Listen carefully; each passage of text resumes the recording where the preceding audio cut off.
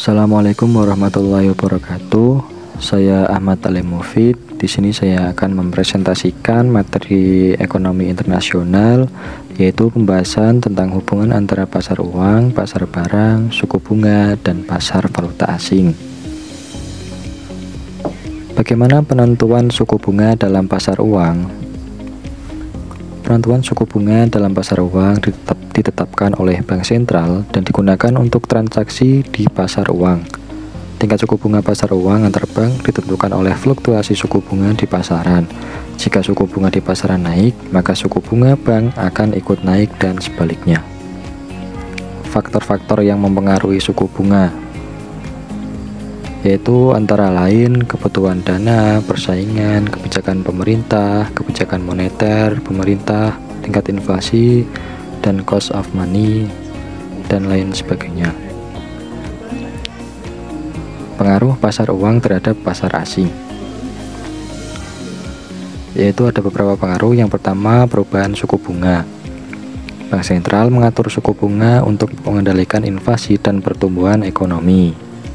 Jika suku bunga suatu negara naik, mata uang negara tersebut cenderung menguat karena investasi dalam mata uang tersebut menjadi lebih menarik bagi investor asing. Yang kedua, carry trade, strategi investasi di mana investor meminjam uang di negara dengan suku bunga rendah dan menginvestasikannya di negara dengan suku bunga tinggi. Yang ketiga, quantitative easing, yaitu kebijakan moneter seperti quantitative easing, di mana Bank Sentral membeli aset keuangan untuk meningkatkan likuiditas, dan hal ini bisa melemahkan mata uang domestik. Yang keempat, operasi pasar terbuka. Yang kelima, inflasi dan ekspektasi inflasi. Yang keenam, likuiditas dan stabilitas finansial. Yang ketujuh, sentimen pasar. Lalu selanjutnya, pengaruh perubahan pasar uang dan pasar barang terhadap nilai tukar dalam jangka panjang. Perubahan nilai tukar dapat mengubah harga relatif suatu produk menjadi lebih mahal atau lebih murah, sehingga nilai tukar terkadang digunakan sebagai alat untuk meningkatkan daya saing atau mendorong ekspor. Dalam jangka panjang, interaksi pasar uang dan pasar barang dapat menciptakan efek yang kompleks terhadap nilai tukar suatu mata uang.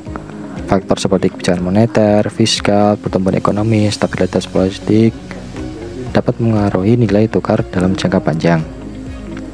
Yang kelima, keseimbangan pasar aset dan pasar barang dalam jangka pendek.